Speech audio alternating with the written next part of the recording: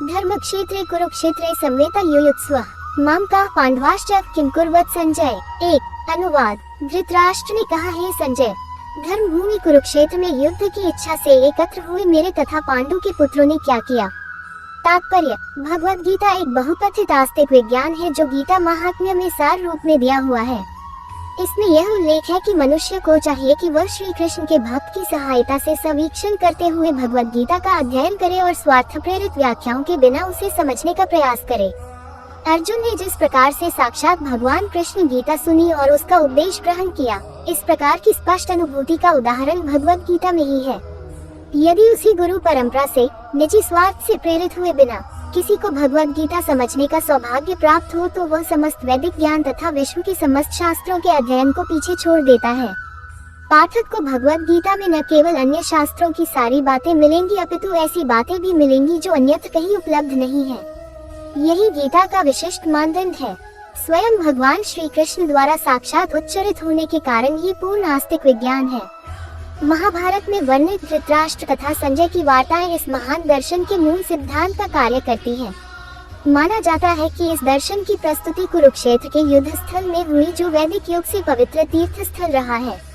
इसका प्रवचन भगवान द्वारा मानव जाति के पथ प्रदर्शन हेतु तब किया गया जब वे इस लोक में स्वयं उपस्थित थे। धर्मक्षेत्र शब्द सार्थक है क्योंकि कुरुक्षेत्र के युद्ध स्थल में अर्जुन के पक्ष में श्री भगवान स्वयं उपस्थित थे। कौरवों का पिता धृतराष्ट्र अपने पुत्रों की विजय की संभावना के विषय में अत्यधिक संदिग्ध था। अतः इसी संदेह के कारण उसने अपने सचिव से पूछा, उन्होंने क्या किया। वह आश्वस्त था कि उसके पुत्र तथा उसके छोटे भाई पांडु के पुत्र कुरुक्षेत्र की युद्ध भूमि में निर्णयात्मक संग्राम के लिए एकत्र हुए हैं। फिर भी उसकी जिज्ञासा सार्थक है। वह नहीं चाहता था कि भाइयों में कोई समझौता हो, अतः वह युद्ध भूमि में अपने पुत्रों की नियति, भाग्य, भावी के विषय में आश्वस्त होना चाह रहा था। चूंकि इस युद्ध को कुरुक्षेत्र में लड़ा जाना था, जिसका उल्लेख वेदों में स्वर्ग के निवासियों के लिए भी तीर्थ स्थल के रूप में हुआ है, अतः धृतराष्ट्र अत्यंत भयभीत था कि इस पवित्र स्थल का युद्ध के परिणाम पर न जाने कैसा प्रभाव पड़े।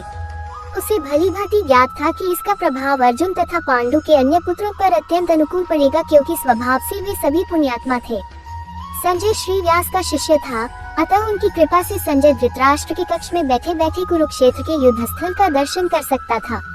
इसीलिए धृतराष्ट्र ने उससे युद्ध स्थल की स्थिति के विषय में पूछा। पांडव तथा धृतराष्ट्र के पुत्र दोनों ही एक वंश से संबंधित हैं, किंतु यहाँ पर धृतराष्ट्र के वाक्य से उसके मनोभाव प्रकट होते हैं। उसने जानबूझकर अपने पुत्रों को कुरु कहा और पांडु के पुत्रों को वंश के उत्तराधिकार से विलग कर दिया।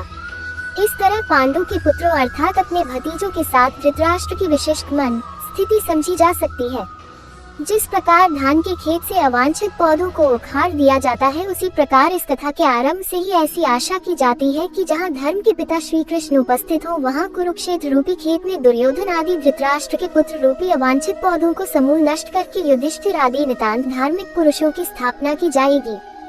यहाँ धर्मक्षेत्र तथा कुरुक्षेत्र शब्दों की उनकी ऐतिहासिक तथा वैदिक महत्ता के अतिरिक्त यही सार्थकता है।